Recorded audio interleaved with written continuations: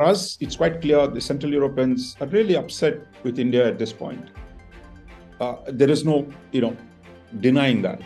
But I think as this conflict drags on, it's also in Central European interest to reciprocate India's interest in building a relationship without a reference to Russia.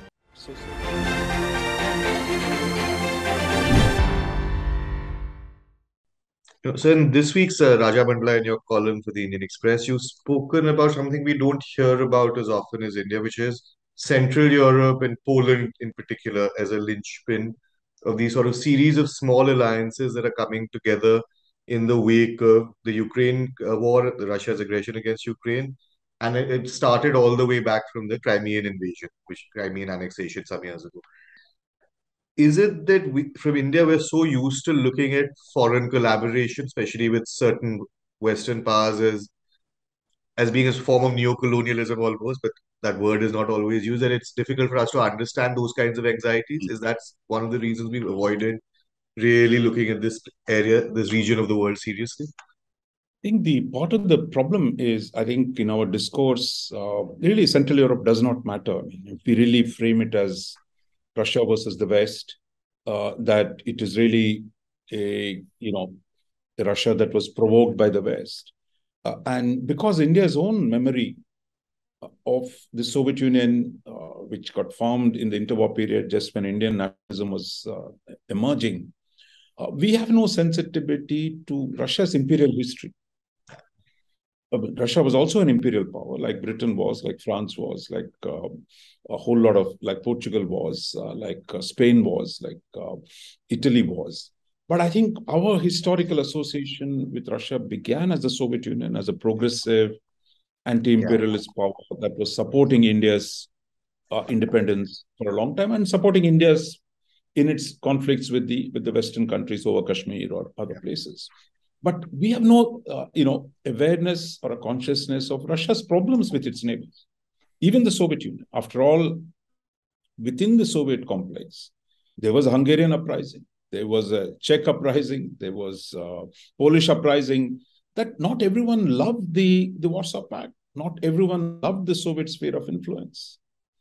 So I think we kind of tended to push those things under the carpet and see purely Russia as either our friend, therefore we don't pay attention to the other things, or of Russia's own complex history with its neighbors.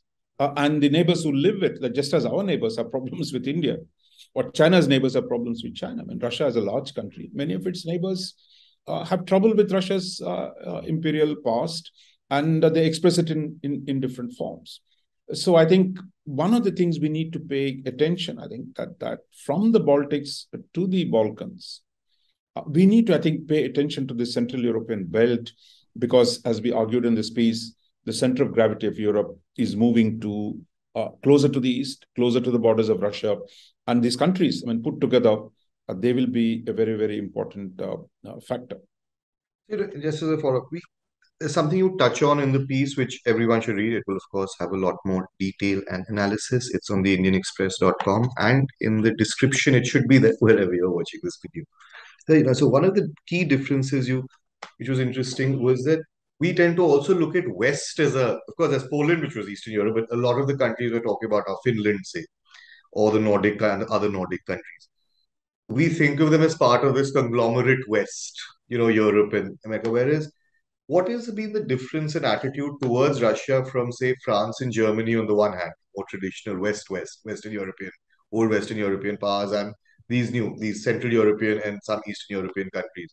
I mean, you speak of the Bucharest Nine also in the piece, which has been around for some time now, and of course, the new alliances that are coming up. So I think when we use the word analysis, it's really of breaking down what seemingly a single thing into its component parts. But I think the complacence, the comfort of simply thinking about the West as a black box, I think has induces a certain laziness into how we think about the world. That, as we mentioned in this article, the West has come together because none of them like Russia's aggression. But there are huge differences in terms of how to end this war. What are a lot of people in Central Europe do not buy the idea that Ukraine should trade territory for peace. If you're Poland, if you're Ukraine, if you're somebody else right next to Russia, you think if Ukraine does it, Russia has claims on other countries' territories as well. So therefore, for them, they would want a clear defeat of Russia. But if you're France or Germany, you're saying, look, Russia is a natural part of Europe. Russia should be integrated. Russia should not be isolated. So that's a different argument. So as we say, where you stand depends on where you sit. So I think there are differences within the West. After all, there are differences within the US, within each country.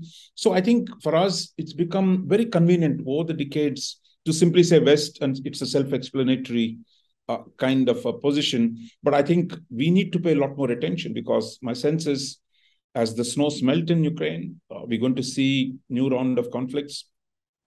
There is much anticipated Ukrainian counteroffensive backed by the supply of Western weapons. We don't know how Russia is going to react to that. So I think we need to look at this debate not just as what the Russians use this phrase, collective West versus Russia.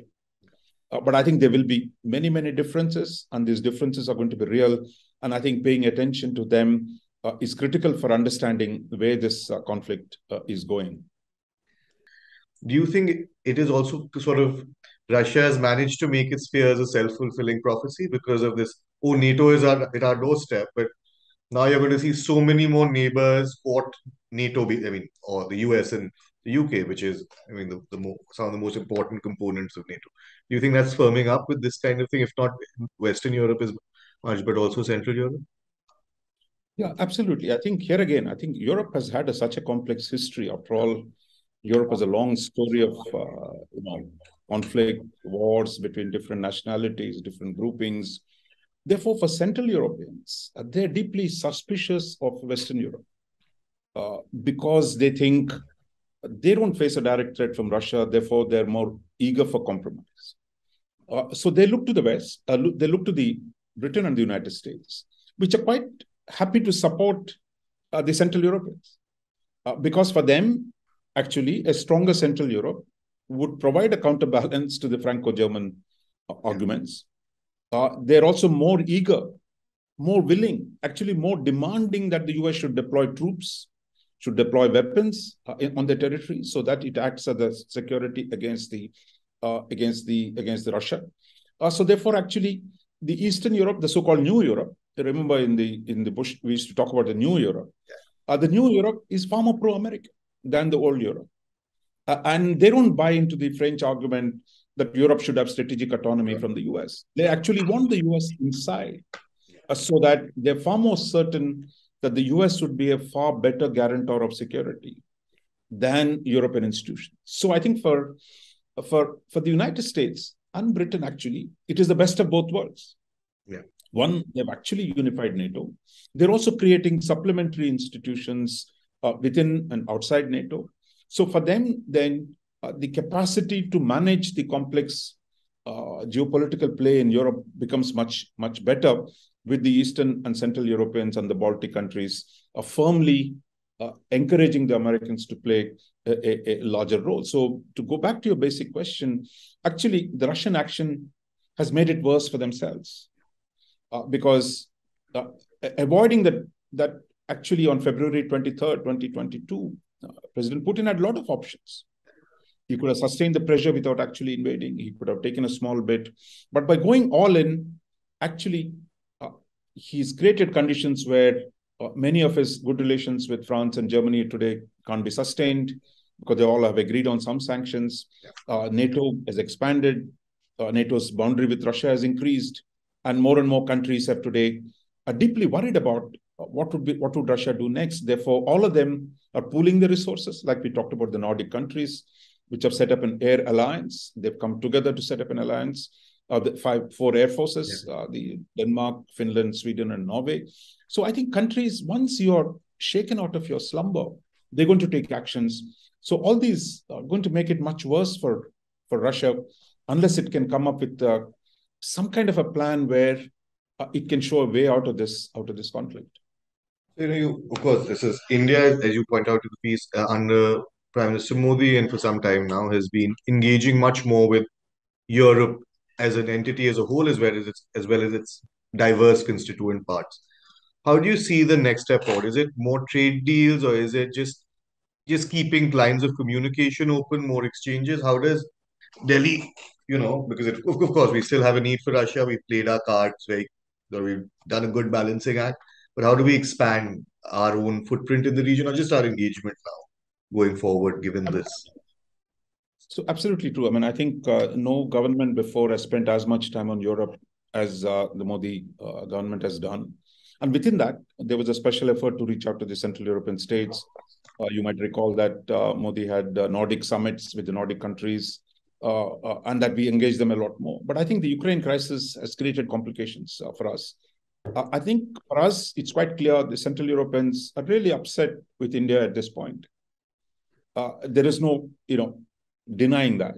But I think as this conflict drags on, it's also in Central European interests to reciprocate India's interest in building a relationship without a reference to Russia.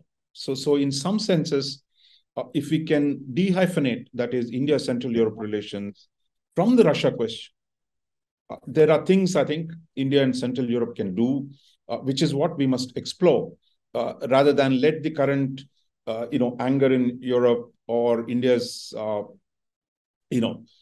indifference. I mean, seemingly, it's not, the government is interested in Central Europe.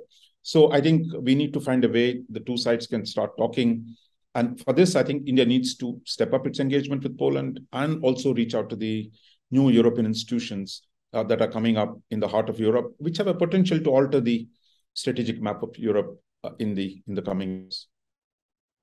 Great. Thank you so much. Everyone, read the piece. It's on the IndianExpress.com, and we will talk again next week. Thank you so much.